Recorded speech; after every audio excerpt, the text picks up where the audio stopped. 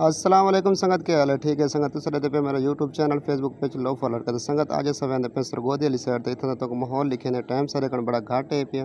तो चलो मैं कोई नहीं कोई चीज़ थोड़ा बहुत फिर के आंदे तो वीडियो इंशाल्लाह पूरी देखने चाहसा। वैसे वीडियो तो असा इतों का सीधा वजने कंपनी बाग दी नियत की वैसे तो उथा वंज के उथों का माहौल तो दिखे सो टाइम तकरीबन 11 का है पिया। तो हाल मैं खुशाब विच होर निकला गड्डी ते बह के सरगोदे वेंदा पिया। तो फिलहाल कोई पता को नहीं देखे मैं केरी जगह ते वधा क्योंकि इलाका में डिठा है कोई नवा समय था वधा तो कोई नहीं किसी खंड पुछ के वहीं किसी दा कंपनी बाग वीडियो बनावने ते तुसे बिराव कोई दिखेंदे पे।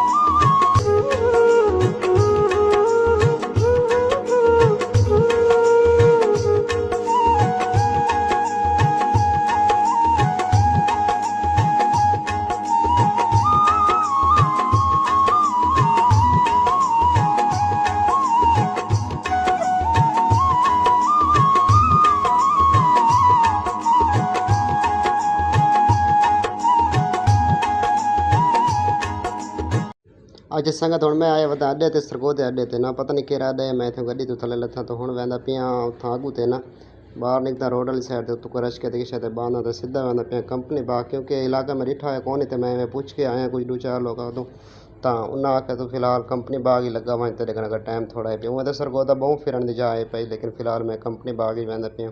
तो सारे सरगोदे वाले भरावों को मेरा सलाम थी गया तो शहर है वधे तो इंशाल्लाह वेंदे तो वला सको मज़ीद टाइम लगा तो अस सरगोदे ते बाकी मशहूर जगह तो को दिखे सो इंशाल्लाह।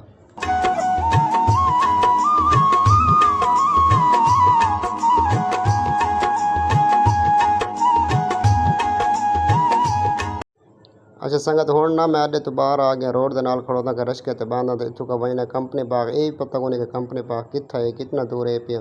लेकिन किसी रश के को आदा कि यार मैं कंपनी बाग वजना तो वो भी मैं कुछ पहुँचा रही सी तो उथन दी वंज के तो पूरी वीडियो दिखावे तो ये भी लोग मैं इतना बंद कर देंदा पिया। तो इंशाल्लाह अगला भी लोग तो पूरा दिखे सो कंपनी बाग की वीडियो तो वला इसको मज़ीद टाइम लग से इंशाल्लाह सरगोदे वाले तो चक्कर ही लासो सरगोदे शहर तो बाकी माहौल दिखे सो तो बाकी सरगोदे वाले को सलाम।